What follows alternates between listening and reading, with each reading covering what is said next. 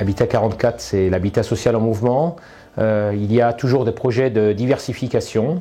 Et ce projet d'hébergement en destination des groupes, des jeunes, fait partie d'une offre de logement qui doit être offerte sur les grandes métropoles et particulièrement à Nantes. Le fait que Habitat 44 soit porteur de ce projet a permis également de mobiliser des financements. L'investissement, c'est 4 millions d'euros avec 25% de subvention. Tout ça pour faire en sorte que les loyers soient les plus faibles possibles pour le gestionnaire, la Ligue FAL 44, et par conséquent que le coût d'hébergement soit très faible. La Ligue de l'enseignement FAL 44 a décidé de s'engager tout simplement parce qu'elle a constaté l'absence sur le métropole nantaise d'un site d'accueil de court séjour à un coût raisonnable.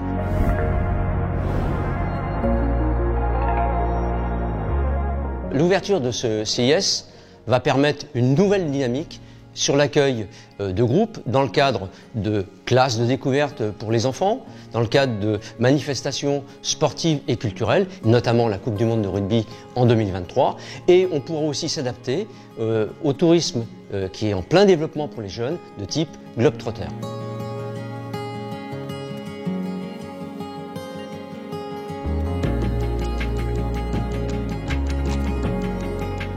C'est un projet pour les jeunes d'abord. C'est un projet d'éducation populaire porté par la Fédération des Amicales Laïques de Loire-Atlantique, porté également par notre bailleur social, le bailleur social du département, Habitat 44, un projet d'ouverture à l'international.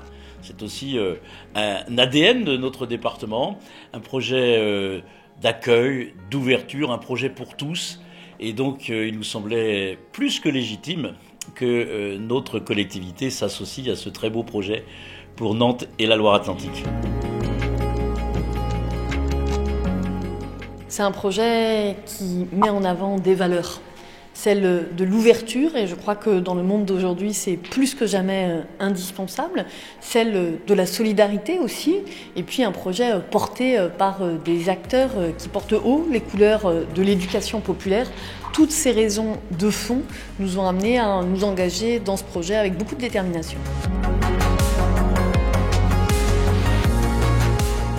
À Nantes, on a l'habitude de travailler sur un certain nombre de projets mixtes autour du logement, du bureau, du commerce, et depuis une dizaine d'années, on a pu l'exprimer sur la métropole nantaise. Néanmoins, celui-ci est différent dans la mesure où on a dû partir de l'embryon qui était l'hostel pour y agglomérer autour l'offre de logement abordable, libre, social, le restaurant et l'offre de bureau. Donc c'est simplement ce réinversement de l'approche qui a été pour nous une motivation supplémentaire permettant d'aboutir à un projet mixte. C'est un terrain qui nous semble-t-il, est tout à fait accueillant pour le programme envisagé, qui est plein sud, sur la Loire, proximité immédiate, il n'y a pas de vis-à-vis. Donc c'est intéressant parce que c'est à l'articulation de nouveau Malakoff, on va dire, ancien Malakoff. On fait le joint d'une certaine manière. Et on montre que cette situation est enviable, qu'elle est désirable. La preuve, c'est qu'on va y accueillir le CIS. On est sur la couture de deux quartiers, de part et d'autre de la voie ferrée, face à la Loire et l'île de Nantes. Et ça, c'est une position extrêmement inspirante, quoi. La première idée, c'est de faire un bâtiment qui s'ouvre vers la Loire, quoi, en suivant les lignes du site. Donc ça forme une sorte de compas ouvert vers la Loire. Ce que nous cherchions à faire avec ce projet, c'est de faire un projet qu'on puisse reconnaître comme étant de Nantes, et pas seulement à Nantes.